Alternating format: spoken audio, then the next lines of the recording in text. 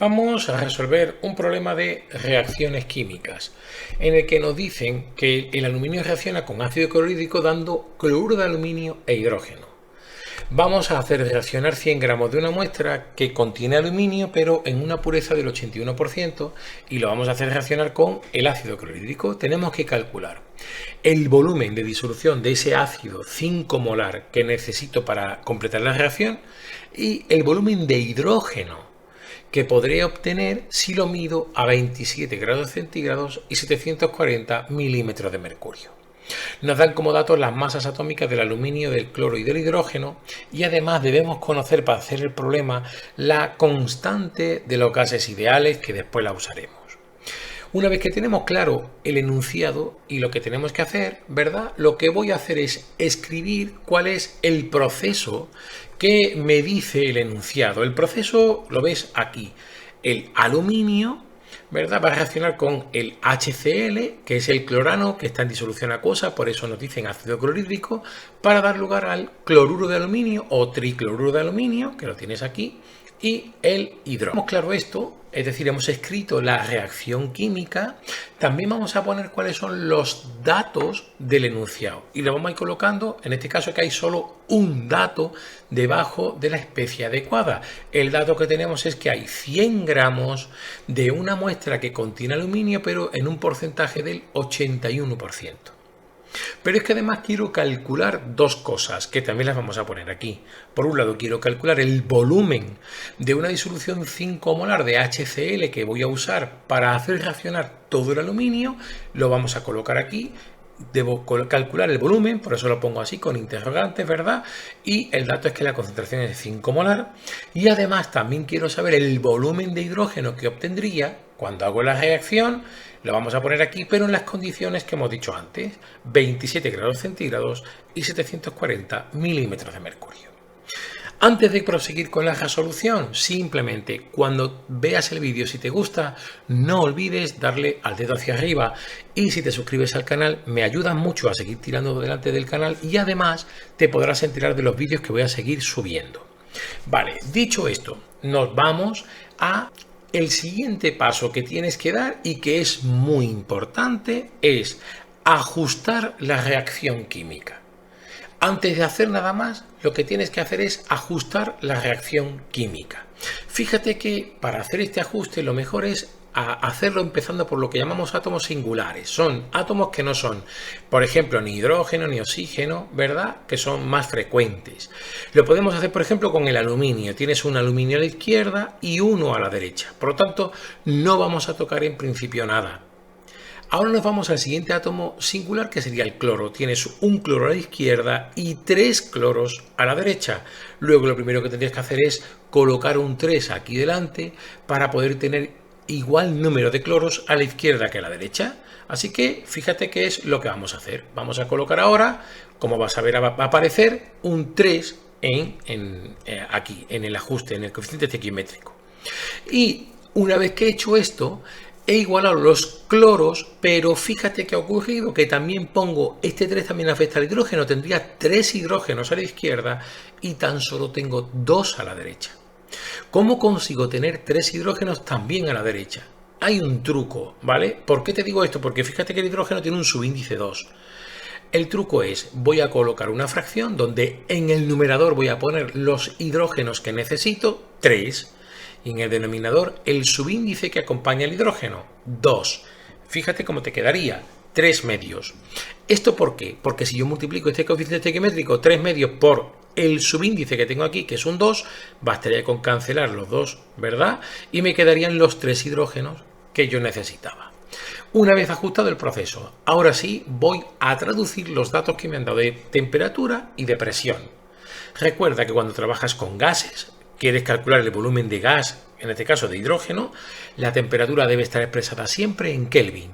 Así que ese va a ser el primer cambio que hago y lo tienes aquí. Para pasar a escala absoluta, a Kelvin, sería coger la temperatura en escala centígrada y sumarle 273. Por lo tanto, a los 27 le sumo esa cantidad y obtengo 300 Kelvin. Y además debo expresar la presión en atmósferas. ¿Eso a qué se debe? A que la constante de los gases ideales viene dada, entre otras unidades, en atmósferas. Lo vas a ver después. Así que debo hacer ese cambio. Y ese cambio, lo vamos a poner aquí, sería teniendo en cuenta este factor de conversión. Una atmósfera equivale a 760 milímetros de mercurio, que los voy a poner en el denominador para poder cancelar, como veis aquí, la unidad.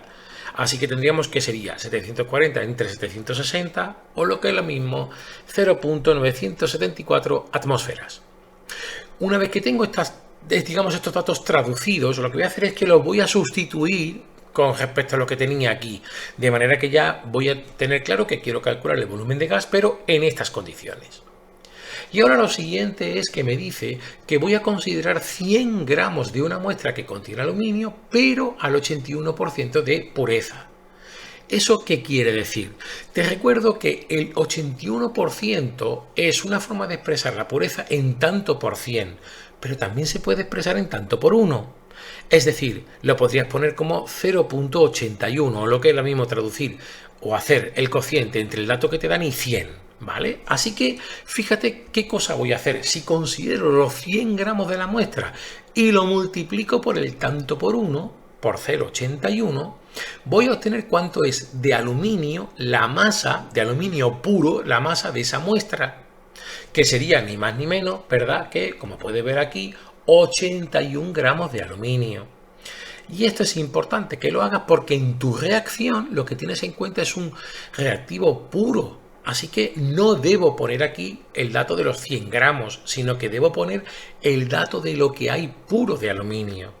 Pero claro, lo que voy a hacer es que lo voy a expresar no como masa, sino que teniendo en cuenta su masa atómica, lo voy a expresar como mol. Entonces voy a transformar estos gramos, esta masa, en mol. Y como lo haríamos, pues un mol de aluminio equivale a 27 gramos, que es la masa atómica, como ves aquí.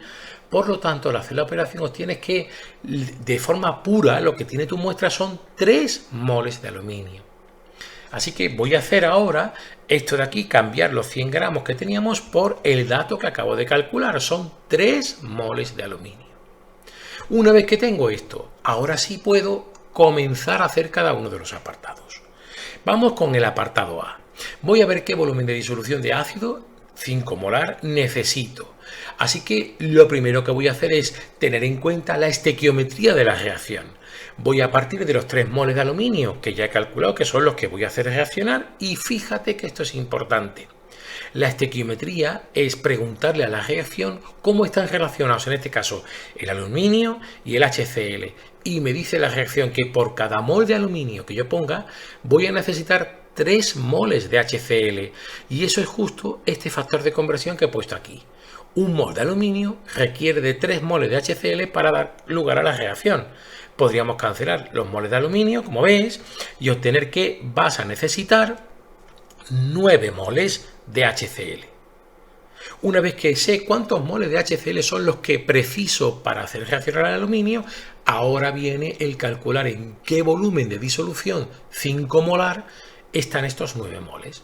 Y la concentración 5 molar quiere decir que por cada litro de disolución de HCl habrá contenidos 5 moles. Así que voy a tener en cuenta este dato y voy a usar como factor de conversión lo que te acabo de decir. Fíjate, 9 moles de HCl que son los que necesito, y en cada litro de disolución hay contenidos 5 moles.